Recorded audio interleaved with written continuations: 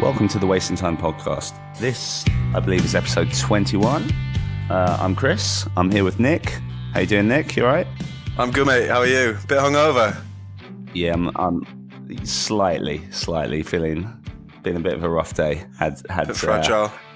Bit fragile. I was at the taping of another podcast. You know, one of our key rivals, of course. So I went to a taping of Gary Lineker and Danny Baker do a podcast, and they were doing a live show down in Wimbledon last night. So I went down to that with my mate Charlie, which was a lot of fun. But yeah, had a few beers. We'll go easy on you then. Oh, yeah, appreciate good, mate. That, mate. Yeah, I'm not too bad. Free of a hangover anyway. Good stuff. So I guess last episode we had was Zach Safini. That was a lot of fun. He told some cool stories. Yeah, man. Yeah, it was good to have him on. You know, still a bit blown away about how much he's done at the ripe age of 25. But yeah, he's just had his kind of his latest project kind of drop, hasn't he, in the last couple of weeks with the Simple Creature stuff. Yeah, that's right. Because I think we spoke to him the week before that was coming out. So yeah, that came out at the end of March. Which, of course, for anyone who doesn't know, is a band that call themselves Trash Pop, and it's Mark Hoppus of Blink 182 and Alex Gaskarth of All Time Low. Zach, our last guest, had produced and co-wrote their EP, which they have released. Yeah. So what was your thoughts on that? The EP itself? Yeah. So here's the thing, like I quite like it, because a couple of episodes ago we were with our guests at the time, we were talking about the first single that was released, that Drug song, and I wasn't keen on it. I'm still not keen on that song, to be honest, but they then put out Strange Love, which is the title of the EP, and the title track, and I enjoyed that one a lot more. So I was warming to them a bit, and then it was really cool hearing Zach talk about them, and that got me more interested for the EP. And yeah, I'd say so the 6 songs, 4 of them I quite like. I'd be exaggerating if I said I loved any of the songs, but 4 of them I can certainly live with. What about you? Yeah, I mean, it's not really my cup of tea, if I'm honest. I don't mind that adrenaline track, but I don't know. I think you come to expect, when you hear of like this kind of super group that's kind of getting put together with like Mark Hoppus and Alex from All Time Low, like 2 kind of pretty big figures in the the pop punk world. I think there's like you have an expectation of a certain I guess a certain style. Yeah. And it obviously wasn't that at all. It wasn't the kind of the pop punk that you think you'd come to expect from that collaboration. But I'm sure they'll do well. But you've seen them live since how as well, so they've done a few shows, right? Yeah, they did. They did a couple over in the States, and then they came over to play a London show last week, which I got a ticket for, and I went down to that. What was the cost of the ticket, just out of interest? It's £20. Oh, that's pretty good. Yeah, that's less than you'd pay to see either of those guys in their main bands, for sure. And the venue was really cool. It was like a basement venue in Hackney that I'd never been to before. It wasn't that big. Must have been about 500 people there or something, maybe a bit less. And yeah, it was they were clearly really enjoying themselves, and you fed off that a little bit. Yeah, it was fun. They played for about 45 minutes, because obviously they've only got 6 songs they've released. Played a Depeche Mode cover and another unreleased song. It was weird because it's just. What Depeche Mode track did they do? Do you know? Oh, I can't remember. Yeah, I'm not too knowledgeable on my Depeche Mode, so I'm sure. I'm sure if you go on set list or Google set list, you'll find it on that website, I'm sure. But yeah, it was all right, man. So as I said, it was only a 45-minute set. To be honest, you wouldn't really have wanted any more, because you you get the idea, and it's like, yeah, 45 minutes is fine. And it is literally just the two of them. It's like, so it's with programmed drums and samples and stuff. But like I said to my mate who I went with, we were just kind of agreeing that, so like, you know, they were quite good, but like, imagine if you saw them opening for someone like 1975 or Bleachers, and you didn't know who they were, you would just think at best, they're all right. You know what I mean? It's only because you go who they are and stuff. That you'd have no problem going away at the bar to get a pint during the set. Oh, if I'm honest, yeah. And you'd be thinking, why is this guy with the green hair playing with his dad? You know. I mean that in an affectionate way, because I am a fan of both of them. What kind of crowd was it then? Was it a kind of typical kind of Blink, Old Time Low kind of crowd, or? Yeah, I suppose so. I guess you kind of, because the EP was brought out so close to the show, I guess people had already got their tickets and didn't have a chance to actually hear much of that stuff. So totally, and because it was a small venue, it was one of those things like tickets go on sale at 9 a.m. on this date, and you had to log in at that precise time to have a chance of getting one. Yeah. Like you said, it's pretty cool to see them in a venue like that, kind of regardless of. Yeah. Oh, for sure. Yeah. No, I enjoyed it. It was really cool to be part of that. So yeah, good. Cool. Well, it sounded like Zach was really kind of going on to some pretty huge things after that as well. So we'll see what he's got up his sleeve. Eh? Yeah, for sure. I got round to checking out that Teenage Bottle Rocket record eventually.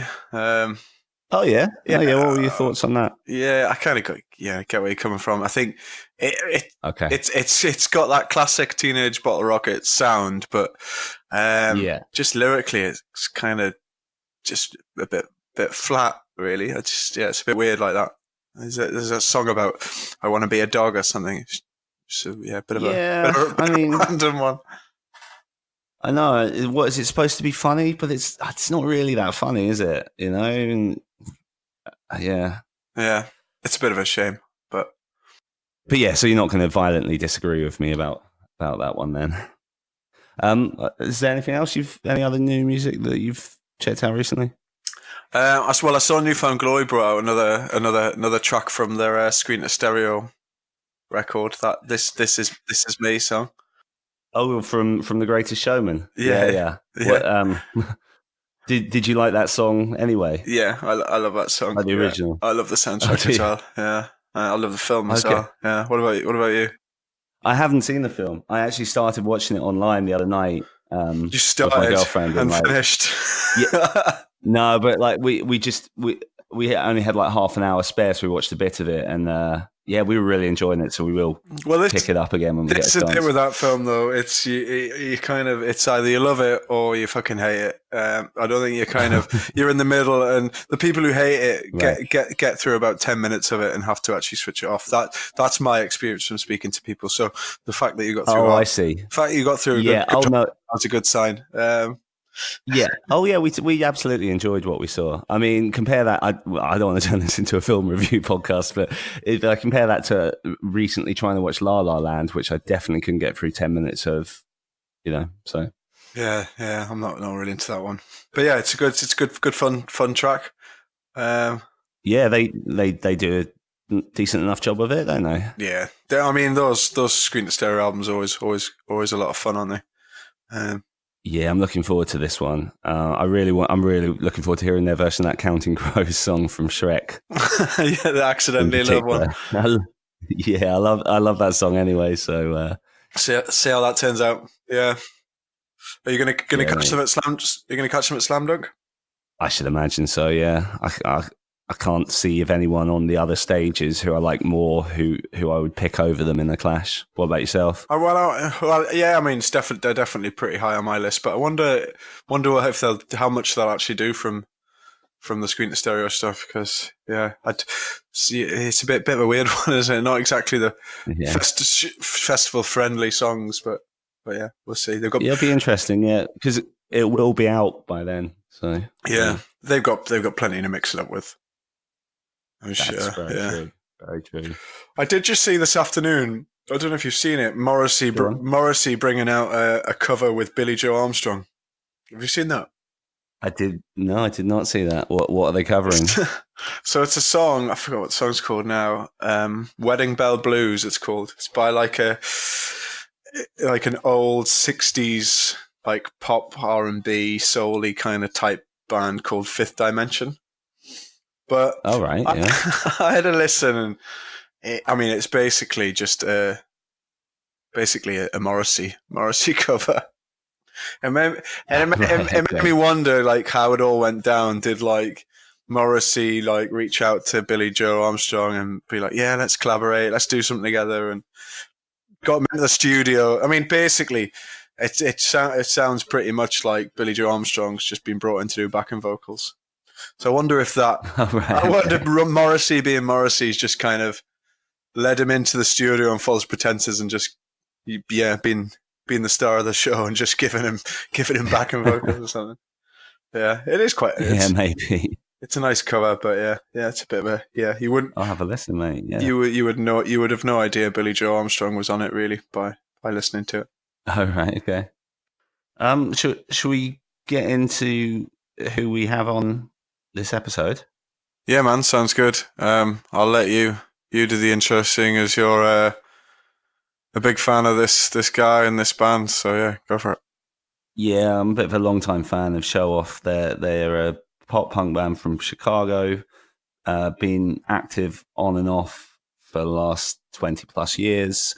They were the first band John Feldmann ever recorded, and they were kind of on Maverick Records at the time, and they were a big part of that scene.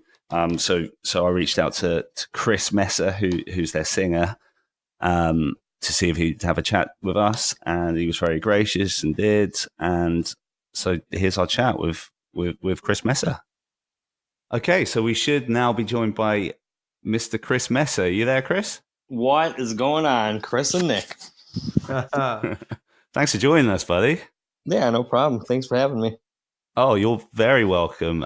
This is particularly exciting for me because I've mentioned Showoff on this podcast a couple of times over the years, and like whether it's like a release you guys have been doing at the time or whatever, and I think it's been mainly you and I think maybe Dave from your band have either like made comments on the podcast and stuff, said really nice things. So it's super cool to have you actually on the podcast now, you know. So what Chris is trying to tell you is that he's a massive fanboy, basically.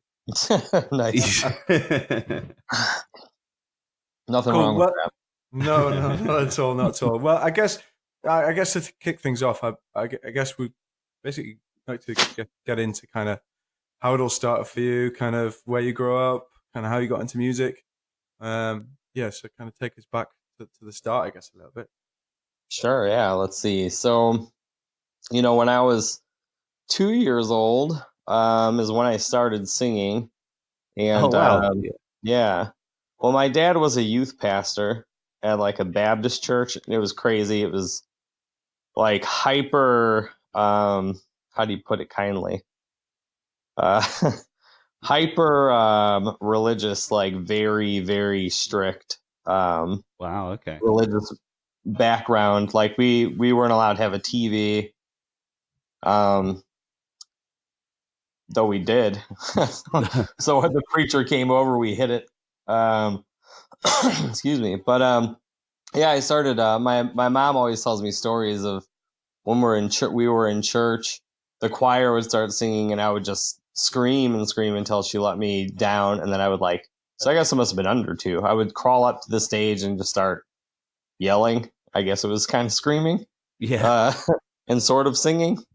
But I started singing, from that point, and got into punk music, and man, probably when I was 12 or something, just like the older school stuff, Ramones and etc., Sex Pistols, and started listening to that a lot when I was a kid.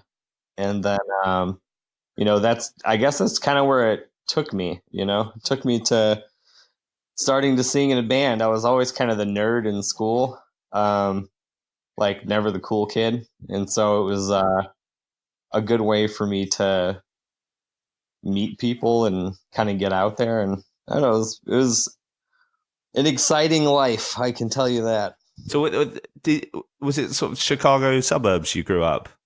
Yeah, so it's kind of weird. Like my dad worked in Cicero, which is just outside of Chicago. It was a rough neighborhood. Like we left there when I was about 12, but he had lost his job. You know, in the 80s, I guess back then, a lot of the auto manufacturers, which is what my dad worked for, were moving all their plants to like Mexico, and you know, more recently, I guess it's more Korea to build cheaper parts and whatever. And so my dad's job was gone, and he was on strike, and the neighborhood was rough. You know, I had like some of my sisters. I have a huge family. I've got 4 sisters and 3 brothers. Yeah, that is pretty big. Wow. Yeah, and you know, a couple of my sisters were in gangs, and there were a lot of gang activity happened in the area that I grew up in. It's like I said, it was a pretty rough neighborhood. Before I was 12 years old, I was not involved in myself, but I was in between 2 people shooting at each other. Like before I was 12 years old. My sister was drug out of school and beaten with bats.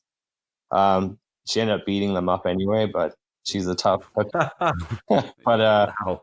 yeah, it was a crazy neighborhood. But anyway, I lived in Cicero, and I started getting into, I guess, really like metal music when I was like 11 and 12, like Iron Maiden. And I mean, even though my parents were very religious, I guess they just didn't know what I was listening to. But Right. Okay. yeah, they were like Kenny Rogers and like, you know, nothing wrong with Kenny Rogers, but that's basically what they were into. And yeah, and I ended up moving from Cicero to Tennessee. And in Tennessee, Oh, right. Okay. yeah, it's like a tiny little town. It was crazy for me.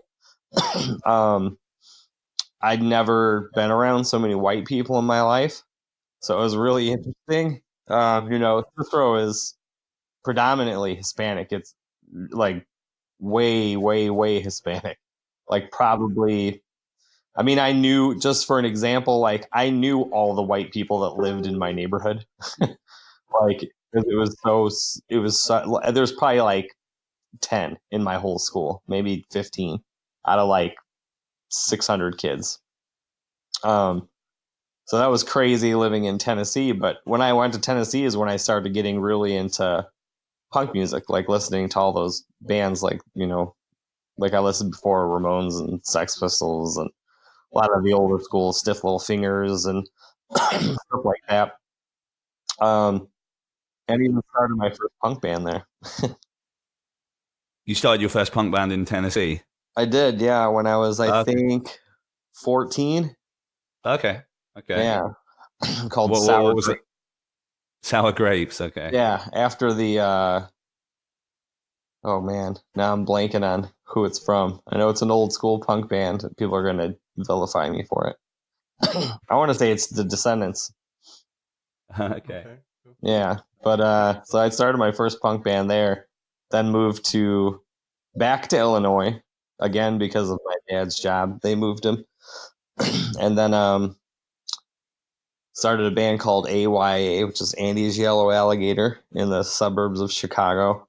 Oh yeah. Yeah. What age are you at this point? I was probably 15, 16, I think 16 at the time we started. And then from that point, like once I was out of AYA, I had built kind of I've socialized a lot, so I knew a lot of the people in the music scene, and a couple guys from, you know, another band. They were called the Brockmeyers. They happened to have Dan Cassidy, the drummer from Showoff, and Graham Jordan, who was the original member of Showoff. He was in that band too. Okay. And yeah, it was interesting. They approached me, and we were like, let's start like I was like, dude, I've always wanted to do like a 50s band, but like all modern stuff, you know? Yeah. Yeah. So I don't know, like the general feeling of like, you know, the Beatles and stuff in Mm-hmm. the UK. I don't know if you guys hate them because they're from there or whatever, because sometimes people do, but I wouldn't say I hate them, would you, Nick? No, they're a pretty big deal over here as well. Yeah. I would figure it, you know? Yeah. I mean, I did all the fanboy stuff when we went over to the UK. I was in a band called The Get Go for a little bit. Yeah, And yeah. We both saw you on that tour. We'll Yeah, we'll get into that later on. We'll definitely come to that. Yeah. yeah, So- I got to go to Abbey Road and all that stuff there. Oh, nice. And that was exciting for me, you know? But yeah, that's kind of how it started. I guess the Showoff journey started from there, is just kind of friends of friends and kind of socializing in that kind of in that world of punk bands, right? Yeah, you know, we meant to be a 50s band, or 50s sounding almost Beach Boys-ish band. But, you know, the stuff I wrote was always pop punk, so Of it turned course. out Yeah. pop punk, did not turn out 50s really.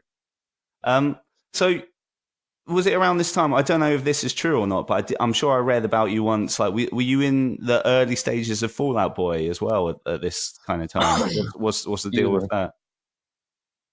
Yeah, so I've obviously smoked too many cigarettes. I keep coughing. Don't worry about it. It was right after Showoff, actually. Really? So Showoff ended, and the girlfriend that I was with at the time said, hey, I have these friends who have a band, and and she was like, you know, you should try out for the band or whatever. And I was like, what's the band called? And she told me, and I didn't know them. And I ended up going there and then trying out, and then we kept kind of playing together. And, you know, they were like, well, we want you to do like, for you to sing half the songs, you know, and then he'll sing half the songs. And I was like, that's not really my style, you know. Oh wow. I think I was playing guitar and singing. Okay. So when did Showoff split up the first time then? Yeah, it was 2002. Okay. We ended up splitting up, but that's a crazy story in itself. Have you ever heard about that? I've heard bits of it. I guess Nick, should we come to that afterwards and keep this a bit more chronological then? Yeah, I guess we wanted to kind of get into a bit about, you know, your that first full length that you guys did with John, and how you came around to kind of working with John, because that was his first kind of full production, right? Yeah, that was his. As far as I know, it was the first album he ever produced. Maybe barring, producing some Goldfinger stuff, but it was his first real album that he'd produced. And so, what ended up happening was, so since I was networking with these guys, like just networking, finding these members, they were in like a pretty decent sized band. And then AYA, my band before Showoff, was also a pretty decent sized band. And so when we started playing shows, we got a lot of offers from promoters because they knew that we could draw and that we, had followings from our previous bands. And so we were actually offered the Goldfinger show by I'm trying to think of his name. I guess it doesn't matter, but it was a promoter in the Chicago area at the time. And he was like, hey, Goldfinger's coming through. Do you guys want to play a show with them? And we're like, yeah, of course we do. Like, who wouldn't? And we couldn't help ourselves. We knew the history. So we were like, oh, man, Real Big Fish played with Goldfinger, and then they asked him out on tour. Wouldn't that be amazing? And we were like, yeah, let's do it. So we played the show, and I ended up giving we had a cassette tape at the time, if that's dating me. They're back in fashion, right? Yeah, apparently so. Crazy. Yeah. So I gave it to this guy, Dave, who was a roadie for Goldfinger, who I'm friends with to this day. Like, he's a good dude. And and he was like, "Hey, John, like you should really check these guys out," because he actually saw our show, and the rest of Goldfinger, I think, were probably in their tour bus or something.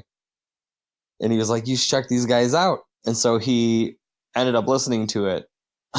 And while we were doing a tour, there was a band. I don't know if you've ever heard of the band called Pez.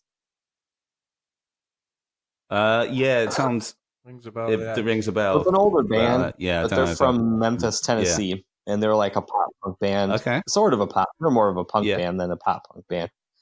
But anyway, as the story goes, we were on the road, and then we got and this also dates me, we got a message on Graham's answering machine at home, because he had a home phone and an answering machine.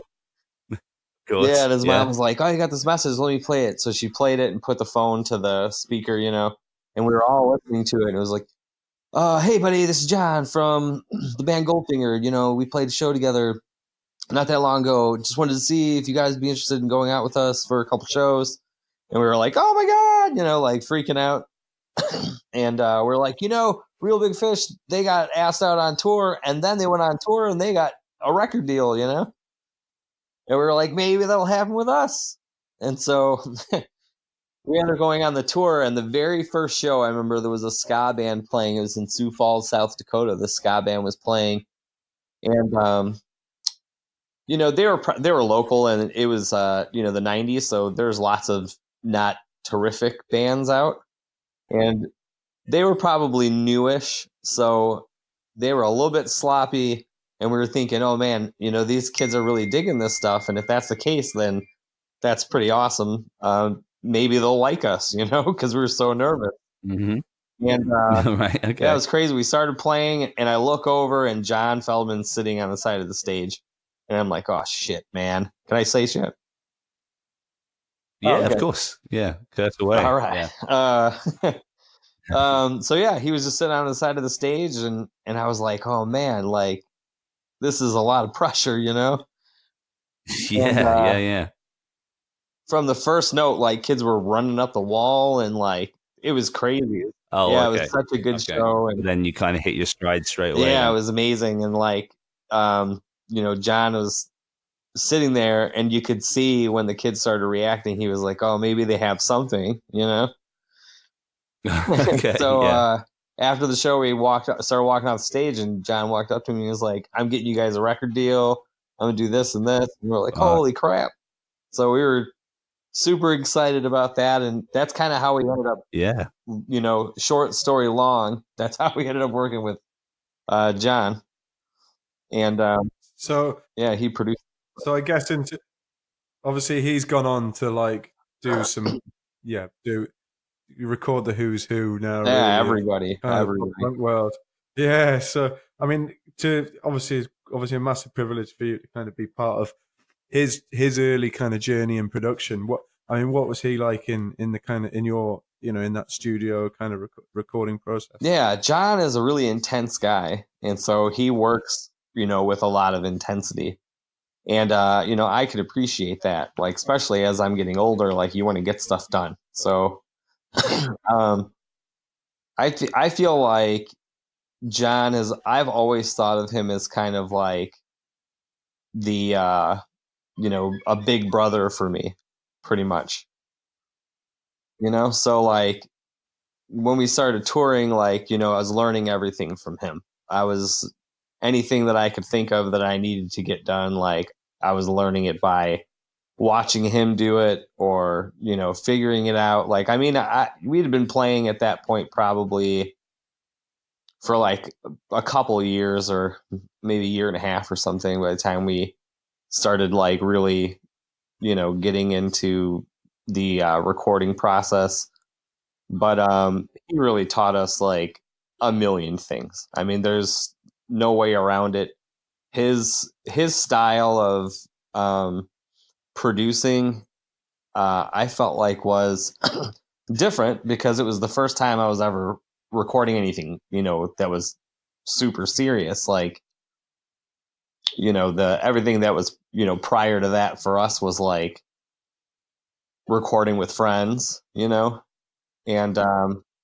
we worked with an engineer, this guy, John Emerson, who was awesome. He was like this 65-year-old guy who was an electrical engineer who like just came to every punk show and worked sound for free and just did it for the love of music. And it was amazing working with him and getting that experience. And then having that experience with John was just like eye-opening. It's like you see how much work is going into it, and he gives us all these ideas, and he introduced us actually to not introduced us to the person, but introduced us to listening to Elvis Costello, which you probably hear a lot of influence on that record. Yeah. I mean, that's something that's always been said about your band, about, they're kind of like pop punk with Elvis Costello singing. So yeah, that's an honor to hear that. The influence definitely comes through, doesn't it? Yeah. Yeah, I've never heard anyone say that, but I will take it because that's amazing. I'm a huge Elvis Costello fan.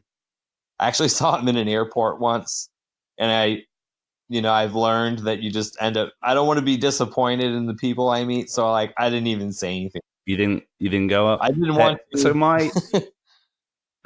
my old next door neighbor growing up, actually, so his dad was from Liverpool, and Elvis Costello was like his best friend from the age of like 7 to. I mean, they're still friends now, and I've never met him myself, but this I can vouch that his best friend says he's just the nicest guy in the world. So see, that's awesome. Yeah. Like I've had so many experiences meeting people who are like famous or even semi quasi famous, and they're just not cool people, Right. So that's awesome to hear that he's a nice guy. So if you tell your friend to tell his dad that let Elvis know I love him. I'll pass on the message. Thank you. So this the self-titled album. It'd be interesting to know, wouldn't it? Like, obviously Feldmann, as Nick was saying, records everything now. I wonder what it's like now doing a record with Feldmann compared to what it was like back then, because this was like 20 years ago, wasn't it? Like, right. How's that? How do you feel about that album when you listen back to it now? Like, do you think has it stood up for you, or I mean? Yeah, I mean, I feel like there's some of it you think that's aged. I mean, I think everything. Well, I guess that's not so true. I was actually listening to, there was something. I was listening to a record from this. I think it was a Beach Boys record, and I was listening to it from the '60s, and I was just like, "Holy crap! Like this is really good. Like it sounds really good."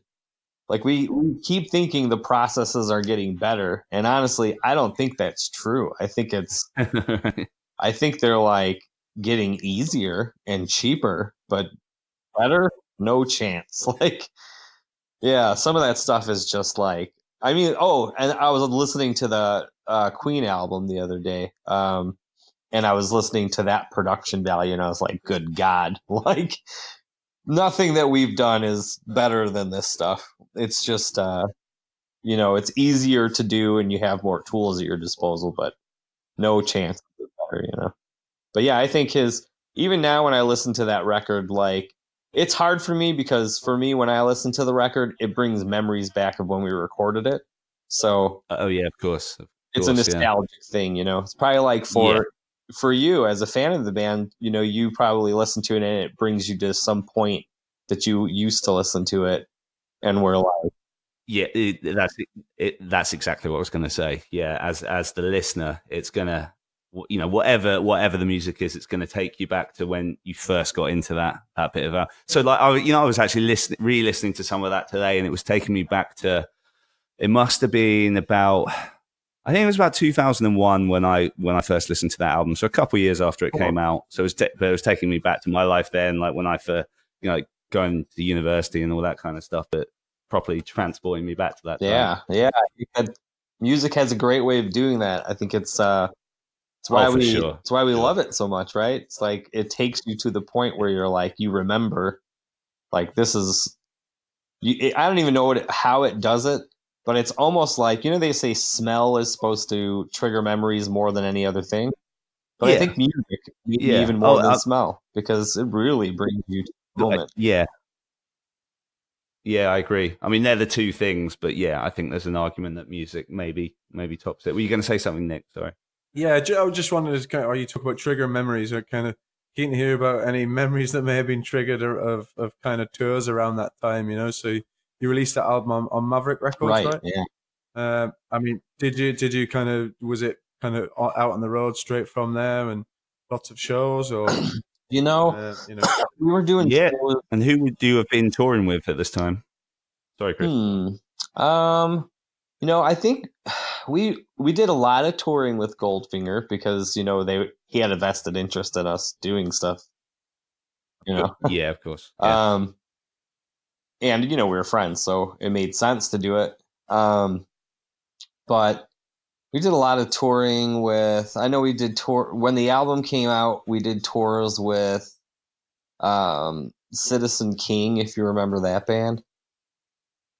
Yeah. And the Hippos, the Bloodhound Gang were right around in that time era. Everclear was around in that time era. Oh yeah, just real quick on them. You don't have to talk about this if you don't want to, but I only bring it up because I feel like I listened to a podcast that had you and a couple of bandmates on a couple of years ago. I think it was a local Chicago podcast. Yeah, I remember it. I seem to remember, you said a couple of things about Everclear, which they didn't sound like the nicest people in the world. Have I remembered that right? Yeah, I feel like everyone in that band was pretty cool except for Art Alexis, their singer. That was it. Yeah, that was it. I take it back. Their percussionist, whoever was out with us, was a total cunt. So, well, that guy, I don't know how much you heard or even what we said. I don't really remember it exactly, but what I do remember is, we played a show with them. We were doing the Coca-Cola tour, like Yiddick tour. It was, you take off a Coke cap. It was probably just here in the States, but you'd get a code and then you type it in, you go to a free show. So we were playing this free show with Everclear and Citizen King. And I remember Art was on the stage and somebody threw a bottle, like a plastic bottle, right?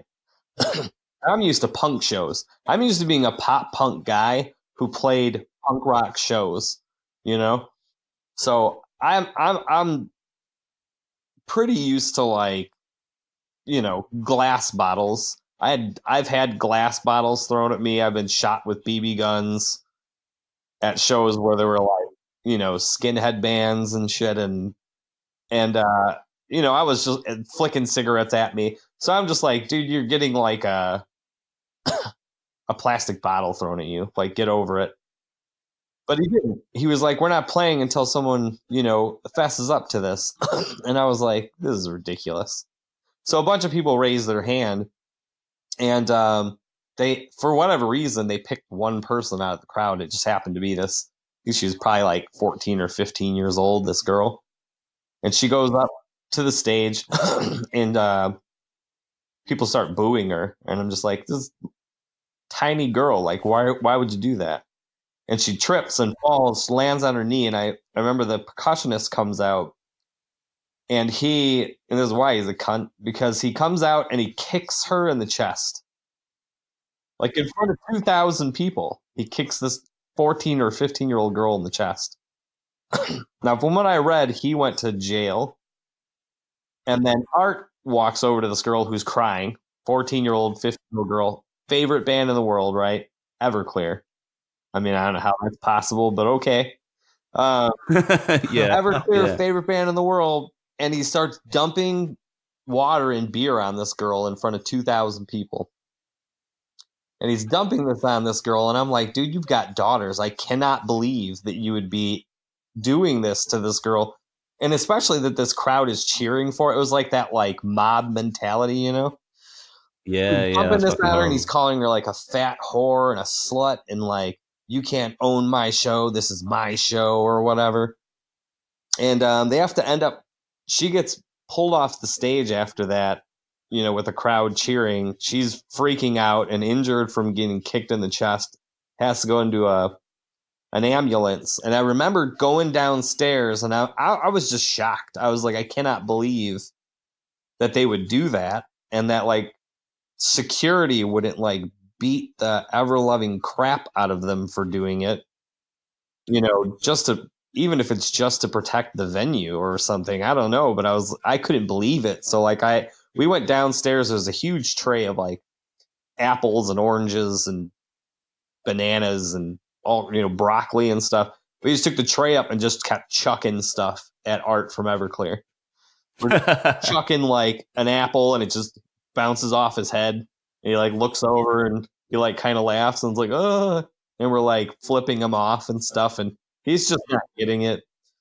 But we end up leaving the venue. And then I guess that's when the percussionist like runs onto the bus and tells our guitar tech, he's like, yeah, like, hey, blah. So he was saying something, but our guitar tech didn't realize who he was. And he was like, man, did you hear about that? Like, fucking percussion guy, like kicks that. And he's like, oh, that was me, man. He was like, wow, you're a douchebag, And the guy was like, oh, the cops are coming, man. Just tell him I'm not in here, okay? And he's like, nope, I'm going to go out there right now and tell him you are in here. So he went out of the bus and miraculously, somehow, pool sticks got broke or something, and we were off the Yiddick Giddick tour the next day. Wow. Yeah, intense. I was like, man, bullshit. Someone else should have been thrown off that door, hey? Right? That's injustice for you, right? Yeah, but that's life. I mean, so many times it's where like people who they have money or fame and they just get off no matter what they do. It doesn't make any difference what they do. They get to do it. And actually it was even on MTV News. It was crazy. It was on MTV News. Yeah, and it said Art from Everclear, being charged or something like that, like he's going to be charged for this assault, and it described the whole thing, and it was only up for a day. The next day, so his PR firm and label did a number. The next day, it was up on their site, Art Alexis producing 2 movies, which never happened. He wasn't producing any movie as far as I know, but it said that's what he was doing, and it totally took all the sting away. He got off, I think, with nothing. I don't think anything happened to him, which is insane. But yeah, what a scumbag. So fuck Everclear. Yeah, absolutely. And now I hear on like I I got a car, like a new car, and it came with like Sirius satellite. I wouldn't purchase Sirius satellite myself, but it was on there for free, and I liked it when I got it. And but I saw he has his own radio show now. Oh, does he? Okay. Yeah, and it's about 90s music, and I was like, man, I should call up, but they'd edit it out. Like they would just be like, nah, we're not gonna let it happen. But what a jerk, man! That guy, I could not believe that he was able to get away with that. Yeah. Yeah, well, we're not going to edit your Everclear story out of this podcast anyway, mate. So that will remain. I feel like I'm talking too much. Am I talking too much? No, it's good. That's what you're here for. Yeah. Good, yeah. I drank like 10 Monsters right before I called. Oh, did you? No, I'm kidding. I don't even drink caffeine. I'm just like, oh, okay. Yeah, just excited to talk to you guys. Well, let's jump to 2002 then. Obviously, we know you were actually listening to the "Wish You Were Here" album, a bootleg version of it. No, it's not actually bootleg because I remember you guys had it up on your Bandcamp a few years ago, so I'd been wanting to hear it for a long time, so I so downloaded it was legit. it. We've listened to it. It's legit. Yeah. Oh, cool. Yeah. So I guess tell us about kind of that album and how that kind of coincided with I guess the split and that really not releasing. So yeah, crazy story. And it ties in with like a major event. So basically what happens is we are set to record. Now what we wanted to do you guys know the band Saves the Day? Of course, yeah. Yeah, so I loved Saves the Day. I loved Through Being Cool. It was like one of my favorite albums. And I can't remember the name of the guy who produced it, but we wanted him to produce the new Showoff record, even though he wasn't like a big producer or anything. I guess at the time, that's what we were told. He's not a big producer, So they wanted a big producer, and we ended up landing a great producer anyway. But we ended up with So we kind of had like a falling out with John from Goldfinger. Okay. And it was mainly because, every time we were young kids to begin with, but like, Yeah. when it came to, to like anything you'd hear on the radio, it was like John Feldmann's project, or something to do with John, where we're like, well, we're our own band too, like I did write songs. And so you get that like weirdness and like really just, I mean, if I'm being totally honest, I think it's just like stupid pride of like you want to be whatever, and you want to have some recognition, and people like being recognized for their work or whatever, but really unnecessary stuff. And we ended up having that fallout with John, and I'm sure to me now, when I'm older, I think rightfully so, was upset that we weren't using him for the new record and didn't want to, and we're arguing about points and just stupid BS. But so he ended up basically we didn't really even talk much anymore after that. Has that ever been like resolved at all since, or is that just kind of how it was? No, it's not resolved.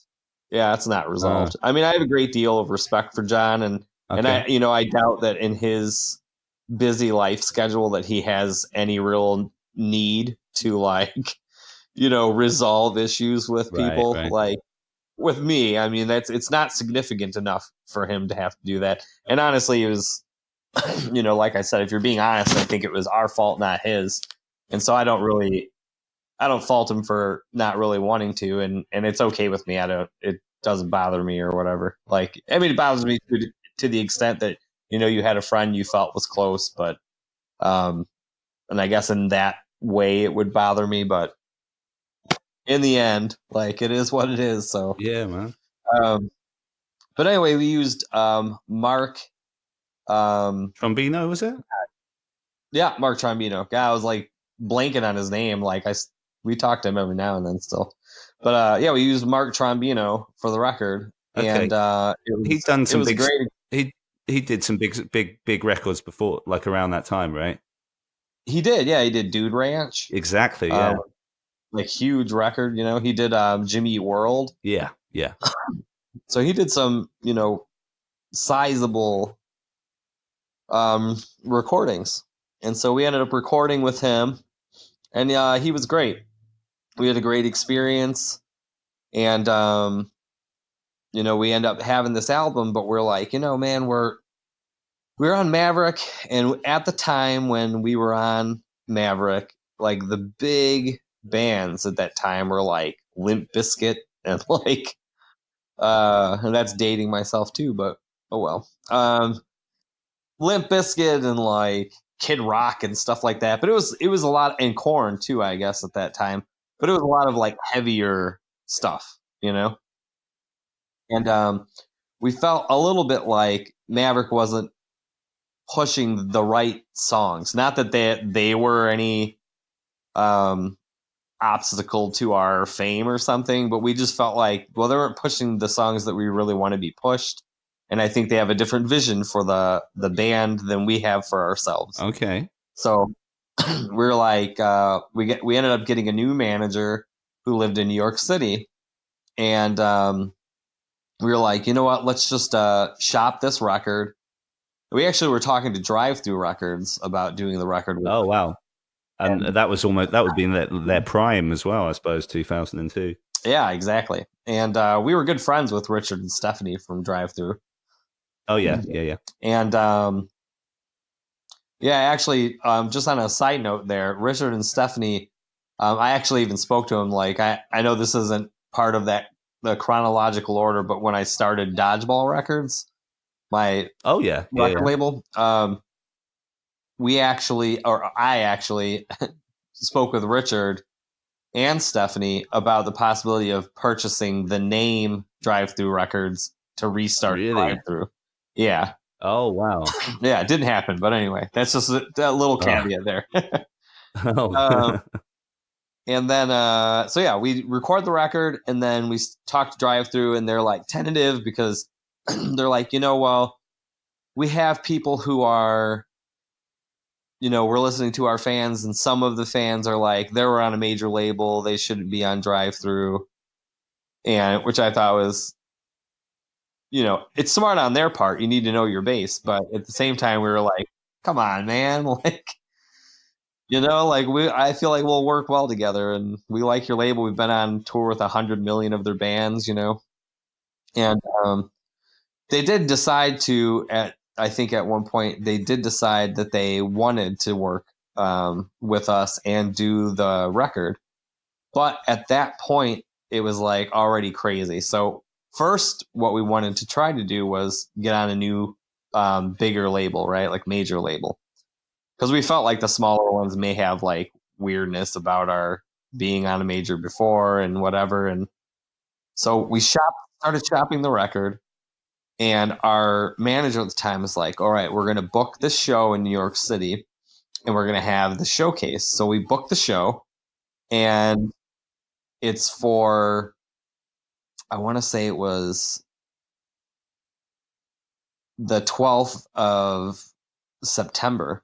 And I woke up in the morning getting ready to leave. We were going to drive that night, stay the night, and then play the show in the morning. And September 11th happened, which is crazy, in New York, like 2 blocks from the venue we were supposed to play. Yeah. So while it's, obviously way worse for the people who were involved in it, it was a crazy point in time for Showoff, because we were expecting to have this showcase and switch labels, but no labels were coming, obviously, at that point. Is the day. Reasons, yeah. Exactly. Good reason not to.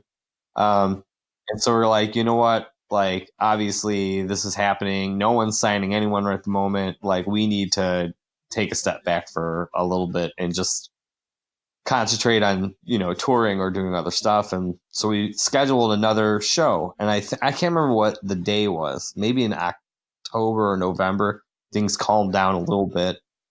And we booked another show, and it was for New York City.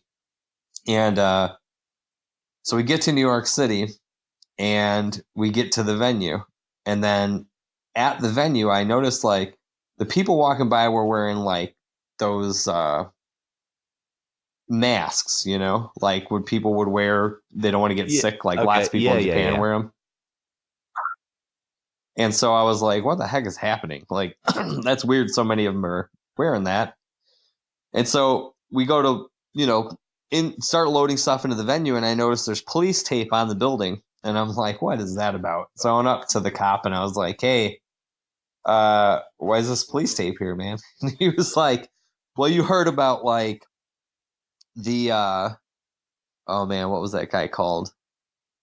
He was like, you heard about the anthrax that was sent to the news building, right? Yeah. And I was like, yeah, I heard about it. And he's like, well, that's the building right there. He just pointed across the street. I was like, you've got to be kidding me, like this is like 9/11's crazy enough, and then on top of that, like just to have those 2 boom boom in a row, like major events in the same city, like it was just crazy. Yeah. And so we just basically ended up, I was like, I've always had issues with panic attacks and anxiety disorder and stuff. And I was beat down. I mean, after a while, I was just like, I can't deal with this anymore. Like it's too much. And to be honest with you, if we were smart, we would have just went on hiatus and said, we're on hiatus for a little bit. But instead we just ended up ending the band, and, Dan started The Fold, which did really well. Oh yeah. Yeah, of course. And, yeah. And so it just kind of happened like that. It was crazy. The band just ended because 9/11 and anthrax played a big part in ending the band, which is crazy, but it's true. And you literally just done that album with Trombino as well. Yeah, exactly. It never got to see the light of day. I know, that's until I guess we put it out. Yeah. Do you feel like, looking back, do you feel frustrated? Because like I feel like that album, particularly in 2002, could have gone down really well. Yeah, it is frustrating. I mean, I think, it's with anything, hindsight's 2020. Of So course, yeah. you're kind of, what you think it, and then again, what could have been doesn't lead to where you are at this No, point. I know. So, you know what I mean? And where I'm at this point in my life is just so much happier for me. Like I could imagine it being happier than it is. So I feel like, though it's hard, it is interesting for sure to think of like what could have been with that record. Like you just never know. So, but yeah, it's cool to think about. Like it's cool to think, well, what could have happened? Well, what could we have done? So you took some time away after that kind of part of your life. Was the next thing that you kind of got into, was that the Get-Go stuff? Oh no.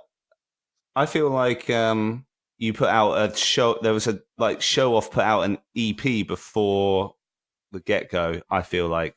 Sorry, I'm answering your question for you. Yeah, Chris. there was. Yeah, chronologically, I think. Man, so right after it, I did a band called The Holiday. Oh yeah, I remember hearing about that.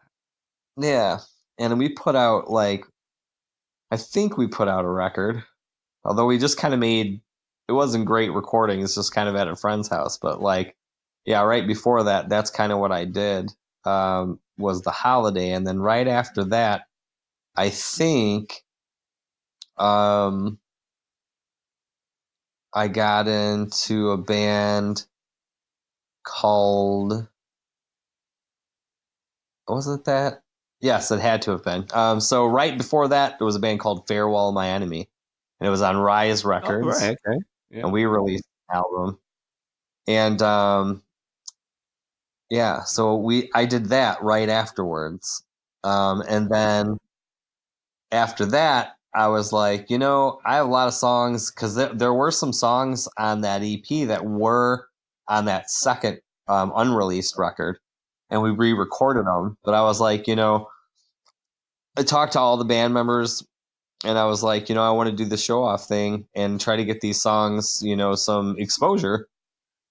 And they were all fine with it, So I just ended up doing that and did that EP, and it was with all new members. And I just feel like, I feel like I always love the songs very much, and I really cared about the people that were in that band with me, the new people in that band, but it wasn't the same. So it was kind of a bit awkward. Yeah, because I feel like it was quite short lived, right? Because you came back and put out that EP. I think it might have even been titled after that song that you clearly like, because I think I've heard 3 different versions of it. That "Waiting for You" song, which I don't blame you, because it's definitely one of the best songs you've done, for sure. But yeah, because I feel like the Get-Go came fairly quickly after that brief sort of Showoff, that version of Showoff that happened in 2006 or whenever it was. Yeah, so when Graham left the band, we got Kyle, who's now in he's and has been in Alistair for a while now. But Kyle and I, he was talking to me. I was in Tennessee at the time, actually. I went back there. My dad had terminal cancer, and I went back there to try and help take care of him and that situation. And I was, down there and kind of doing that. And then my dad passed, and kind of like right after that happened, Kyle was like, "Hey, do you want to do this band?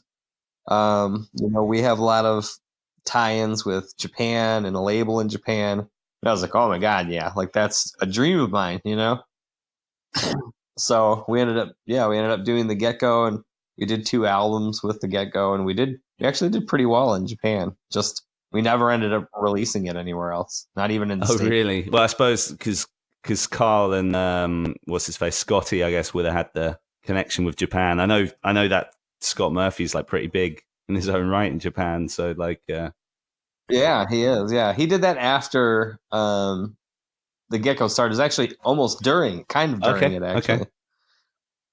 Yeah. I remember we were like touring there, and while we were looking at a record, I saw his own solo record, and I was like, dude, like, kind of have to, let's concentrate on this at first, right? And yeah, Scotty's a good guy though, and I'm happy they had a lot of success out there. He even did a band with I know, Rivers man. Cuomo. I know from Weezer. that's insane. Yeah, that's amazing. That's so cool. I've met him a few times, and he's always super nice. So it's good to see him doing well. And yeah, he's a good dude. But yeah, and you had the fella from Mest as well, didn't you? In the get-go, what's he called? Nick. Yeah, Nick, the drummer, also a really good person, good guy. Yeah, it was an enjoyable time. Being able to go to, I mean, our first tour was the UK, and then we went and did Japan. So we played the UK and Japan more than we ever played the US. Weird. It was really weird. I assume that the first tour was the Punchline MXPX one, was it? The UK one. Yeah, that's the one that Nick and I saw you on. We went to the Newcastle show of that. It's really good. It was cool. I mean, I distinctly remember you playing a song that was from that Showoff EP, that Turn Out the Lights, which obviously you've since re-recorded again. Oh yeah. Yeah. Remember that? That was cool. Yeah. We were we played that because I was like, dude, these songs are like they're not getting the exposure that they could have. It would be really cool if we could do it, you know. And so we did end up playing that song. I think we actually put it on the record. So is that the only time you've been to the UK, band wise or personal life wise, that tour? Yeah, that's the only time I've ever been there. What I remember most is it was very cold. It was the start of the year, I remember. You guys have this cold.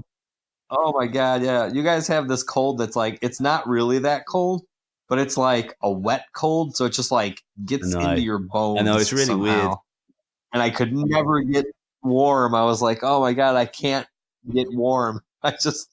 No matter how much clothes I put on. And I remember that. I remember Donner shops. Right, yeah. Many of those. Yeah, there's so many. And then and that's all there was to eat at night. It's got better. It's got better in that respect since then. But yeah. Oh, cool. But that certainly would have been the case back in those days. Yeah, and I remember I had an English breakfast. I was like, I've got to do that. You know, which probably even you guys are like, yeah, we don't eat that. But well, Chris is a vegan, so an English breakfast is definitely off the cards. Although in this, although in this day and age, it's very easy to get a vegan version of something like that. So oh yeah, well, particularly living in London, which I do. So that's pretty cool. London's crazy expensive, though. It is. Yeah, definitely. Whereabouts are you living these days, by the way? I live in Milwaukee, in Wisconsin. Yeah, I love it here so much. How long have you been there for? You know, pretty much when I started doing the get-go in 2006, rather than move to Chicago, I moved to Milwaukee. Yeah, so I lived other places. I lived in Seattle for like a year and a half, in Tennessee for another year. But beyond that, it's been almost all Milwaukee. Got it. Okay. So you run Dodgeball Records from Milwaukee now. Is that what kind of you got going on there? Is there any bands that you really want to big up, or that we should check out? Yeah, they're the three bands I can think of that I absolutely love, and they are Amuse, who I am still friends with, and you know, we're still as far as Dodgeball goes, I guess I'm not like doing that label very much anymore. Come to the conclusion that there's literally no money in the record industry. So yeah, well, I saw your Facebook post earlier today, which was kind of related to this, which is an interesting topic of conversation in itself. You know when you talk about like Spotify and et cetera, right? And yeah, it's certainly got the comments going below it. I noticed. Yeah, Yeah, I'm sitting like trying to study this book. Well, I'm just reading a book, I guess, but I'm studying it because I'm trying to learn it as much as I can. But and then having these conversations go on, trying to keep up with those and other things. But yeah, it's an interesting time period, I think, in the music industry at this point. Yeah. But yeah, those bands, Decent Criminal and Amuse, are two bands I think everybody should listen to. And I have no idea how Amuse isn't a much bigger band than they are. And I don't understand how Decent Criminal's not the biggest band in the world. I just don't get it. I think they're so good.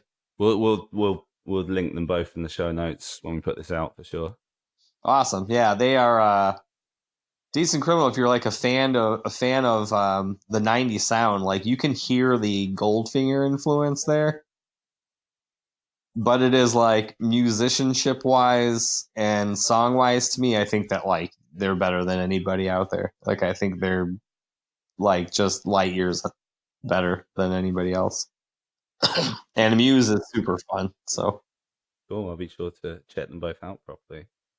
I guess we haven't touched on Midwest Side Story yet, actually. So yeah, no, we haven't really. Good to kind of hear your thoughts on kind of how that came about. I mean, what was the lineup of that kind of reformed Showoff? How how did that kind of? Yeah, so there were 4 original members of Showoff. It was Graham, Dave, me, and Dan, and so we were thinking, excuse me, we did some shows with MXPX in Chicago, and they sold out. And we were like, man, people actually still give a crap, That's so nice. Yeah. Yeah, it is nice. So we decided, let's keep playing some more shows. So we started playing more shows, and people kept coming to the shows. So we were like, well, you know what? Maybe we should do a new album. I've been working on a lot of songs, and so we just kind of threw the ideas together and started rehearsing. Graham has been doing like the family thing and his own thing, and he wasn't really interested in doing a Showoff reunion, but and Kyle was doing a lot of Alistair stuff at that time, so he couldn't. So we ended up getting George, who is in the fold with Dan, and it's Dan's brother.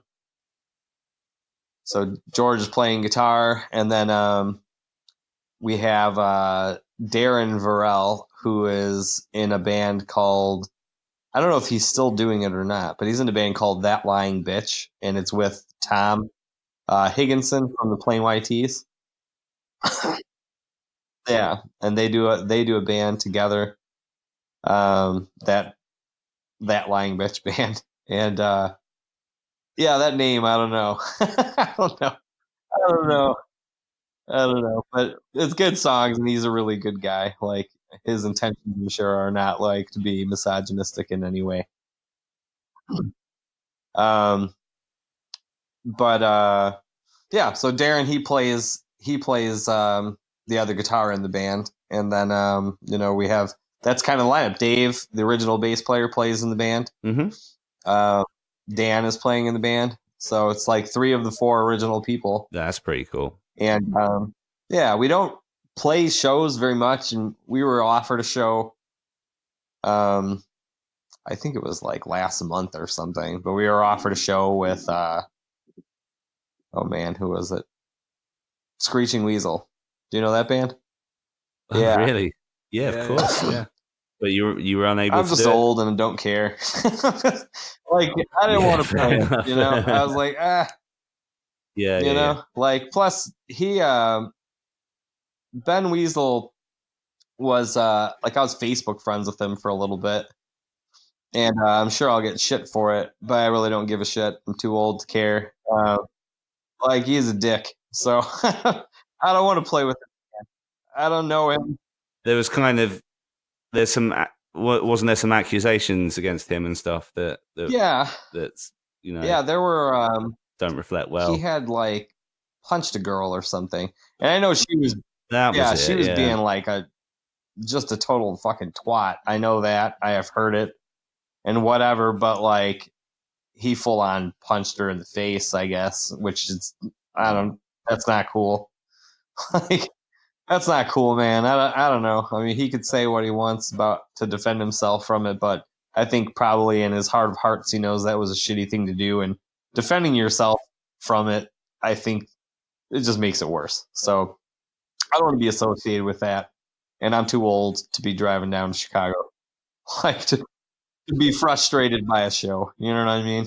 Yeah, yeah. No, that makes sense. That makes sense. But who knows? We actually were just talking yesterday, and I think we're going to end up doing in July 13th on a Saturday. I think we're going to do the 20. It's the 20th. Can you believe that? The 20th anniversary of that self-titled album. Wow. Yeah, that makes me feel old. That's crazy. It's cool though. That's cool. That is cool. So, yeah. So you're going to do what? So you put on a show to celebrate that, basically. Yeah, we're going to play the whole album. I think top to bottom. That'll be ace. That's cool. So it'll be fun, I think. Yeah, definitely.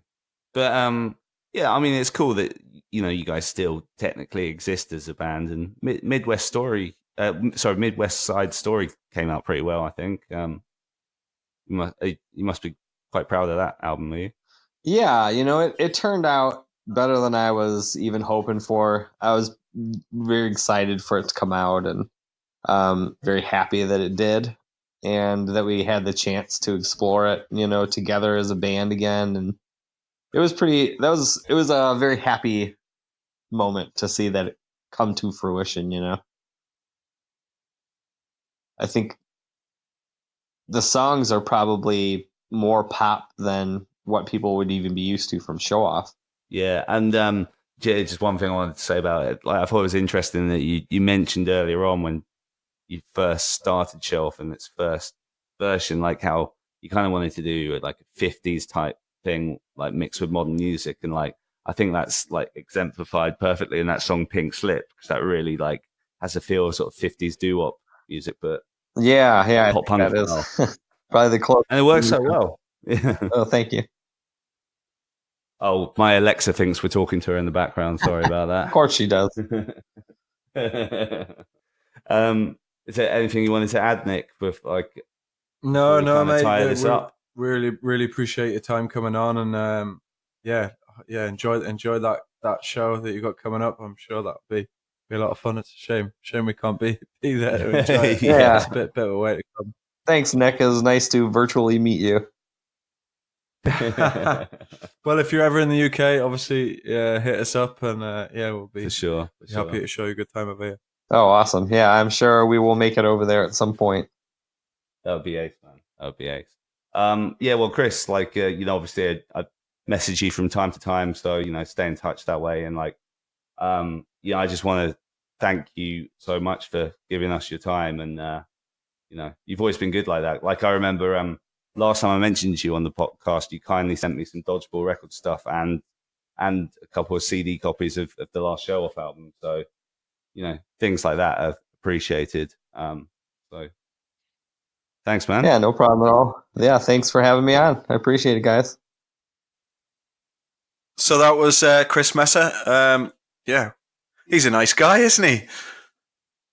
He's lovely. Yeah, really nice fella. Like, just super interesting to hear his stories as well, I thought. Yes, especially his Everclear story. That was quite a fun one. Yeah. I was quite pleased he got into that because as I said in the interview, like I'd heard him talk about that before, and yeah, I just like that. Well, not just with that, but he didn't really hold anything back with anything, No, like he said, he's of an age now where just doesn't care, about that, what he has to say about that old life, I guess, really. Yeah, so. For sure. But if you're in Chicago, I know we got a couple of listeners over there. Go check out Showoff on the 13th of July at the Beat Kitchen in Chicago. It's basically the band's 20th anniversary, so they are going to be playing that self-titled album in full. So yeah, if you're around that way, not one to be missed. I guess before we go, we've got Tim Rogner from Alistair on the next show. So get in touch if you got anything you want us to ask him. As per usual, go follow us on Instagram, Twitter, Facebook for all our updates. We've got some really big guests lined up. We'll not give too much away just yet, but some exciting stuff around the corner. So yeah, cheers guys. Cheers Chris. Cheers Nick, and we'll see everyone next time.